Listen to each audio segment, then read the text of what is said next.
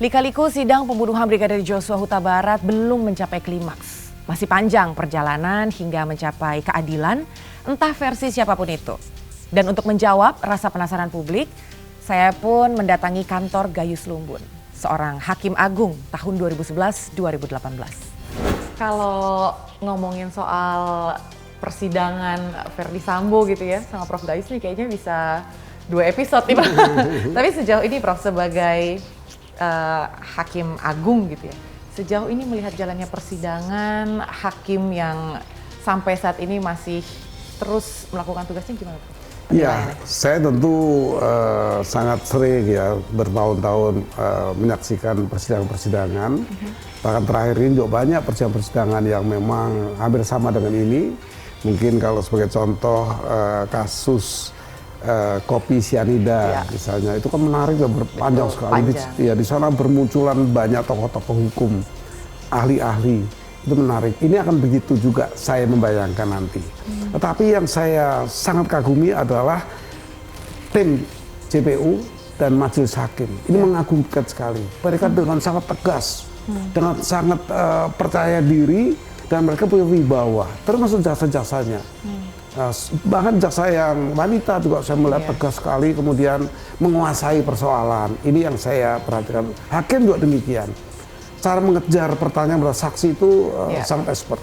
Dan juga cepat ya prosesnya ya? Proses cepat dan memang ini dicepatkan karena apa? Sebenarnya melakukan konfrontasi antar saksi itu jarang terjadi. Ini miliknya hakim pengaturan ini, tapi jarang terjadi.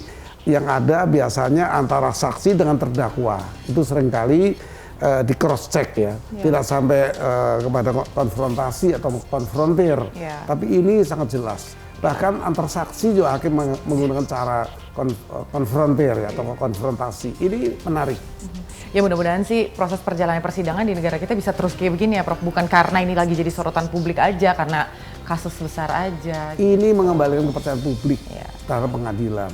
Kalau ada hakim juga di OTT, bahkan hakim agung yang baru pertama kali juga terjadi di OTT, maka ini mengembalikan trust dari publik bahwa pengadilan masih terwujud. Ya. Nah, Prof, ini persidangan yang udah berjalan sampai saat ini tuh kan banyak banget yang menarik yang bisa dibahas nih sama Prof. Dari ini dulu deh, drama air mata gitu ya Prof ya. Drama air mata keluarga Joshua, kita sangat memahami karena kehilangan keluarga gitu.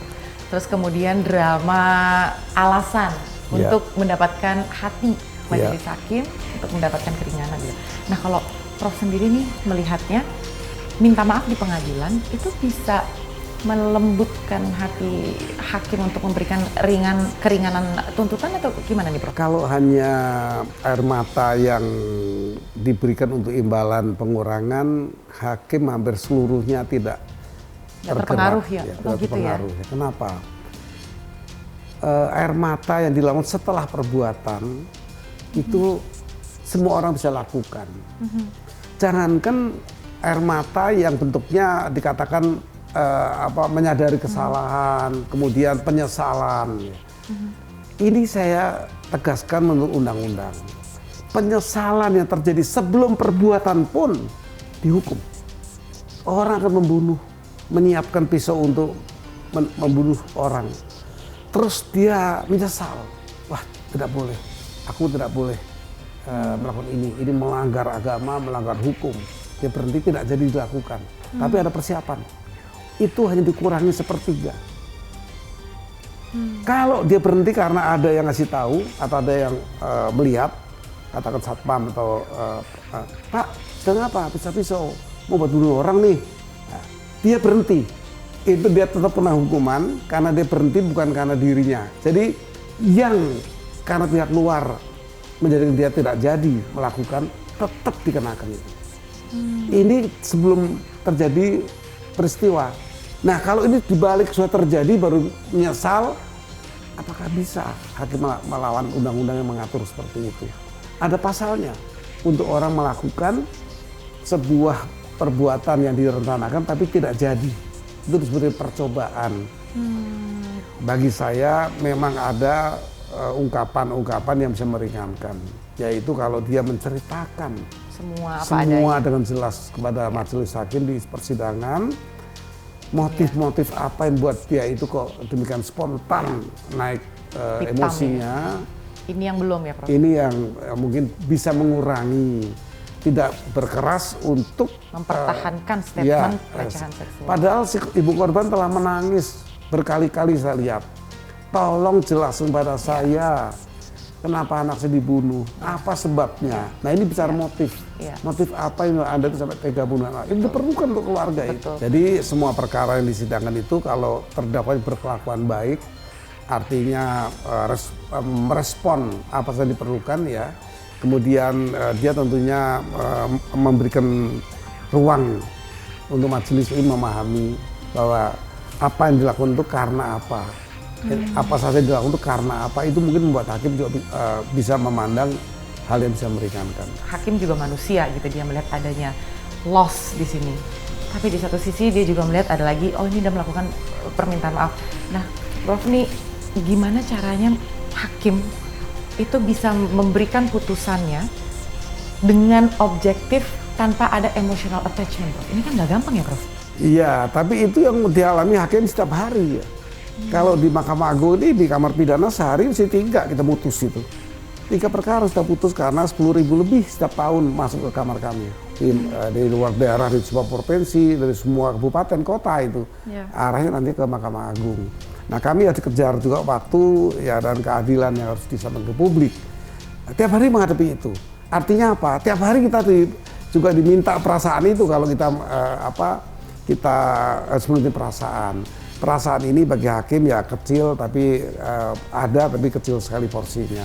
Bahkan orang ya hukuman yang berkaitan dengan hukuman mati itu menyita banyak perasaan kita. Memberi kesempatan orang bertobat itu kan utama sebenarnya. Konstitusi juga mengatur itu. Tapi Mahkamah Konstitusi 2 kali menolak itu, menguji itu. Hukuman mati masih relevan dengan kultur bangsa kita saat ini. Dan itu tidak bertentangan dengan konstitusi. Itu bunyi putusannya. Baik ketika Pak Jimli memutus perkara sebagai ketua MK dan Pak Mahfud juga memutus hal yang sama ketika perkara itu perkara Chevron tidak salah diajukan digugat hukuman mati ini masih relevan. Jawabannya masih relevan untuk kita saat ini. Pada saatnya mungkin Indonesia tidak perlu lagi hukuman mati. Nah ya terakhir nih Prof, sebagai seseorang yang sebenarnya nggak sedikit ya Prof memutus hukuman mati gitu ya kepada terdakwa. Nih kalau dilihat kasus ini kan banyak akhirnya suara, wah Sambo harus dihukum mati gitu kan. Atau mungkin mereka lah yang terlibat harus dihukum mati. Tanggapannya gimana Prof? Bagi saya ukuran hukuman berat ya, baik 20 tahun, karena orang di penjara 20 tahun, bahkan seumur hidup atau mati. Bagi saya ukurannya adalah manfaat. Ya. Hukum itu ada 3 konsep untuk menjadikan putusan hakim. Yang pertama, kepastian hukum. Ya. Apa hukum memastikan bahwa orang yang harus hukum berat? Yang kedua adalah keadilan bagi semuanya, tidak hanya bagi korban, bagi pelaku, bagi korban harus adil dan keluarganya, bagi negara, ya. Bagi masyarakat. Ada bagi 3. Institusi juga. Ya. Maka bagi saya itu manfaat. Manfaat apa kalau saya sebagai hakim memutus hukuman maksimal sampai mati? Manfaat apa kalau saya tidak mengundur mati? Mungkin minimal 20 tahun atau di bawah 20 tahun atau saya bebaskan. Nah, ini bisa terjadi. Jadi unsur manfaat itu sangat penting. Manfaat apa di perkara ini? Hanya satu saya, agar pelaku utama ini bisa terbuka. FS ini tidak bisa menjadi justice collaborator, tidak bisa karena dia pelaku utama. Tapi sifat-sifat GC dia bisa gunakan, terbuka di pengadilan, penyesalan yang luar biasa. Kemudian hakim akan bermanfaat bagi hakim, karena hakim memandang kemanfaatan itu akan merombak institusi. Kalau Sambo ingin menceritakan dengan baik, oh inilah yang terjadi di lembaga saya, ke depan nanti diperbaiki. Karena saya di dalam situ, saya terimbas dan saya melakukan hal yang mudah saya lakukan. Ya. Contohnya seperti itu. Karena ada kultur apa-apa itu yang bisa diubah nanti ke depan. Itu keterbukaan itu akan menjadikan perubahan bagi hakim karena faktor manfaat. Dulu matterheid nama bahasa Belanda, zekerheid. Dulu matterheid, satu lagi gerechtigheid, 3 gerechtigheid itu keadilan. Ini dulu matterheid ada kemanfaatan hakim memutus, yang satu rechtszekerheid, yaitu zeker, yang pasti. Kalau ini bobotnya pastinya begini, tapi hitung dulu manfaatnya apa. Seperti itu. Persidangan pembunuhan Brigadir Joshua ini bukanlah arena pertunjukan drama para terdakwa untuk mendapatkan simpati para majelis hakim. Apapun kilah atau kelit mereka, jangan sampai menyilaukan hingga keadilan tidak didapat. Yang mulia majelis hakim, kepada Anda kami berharap.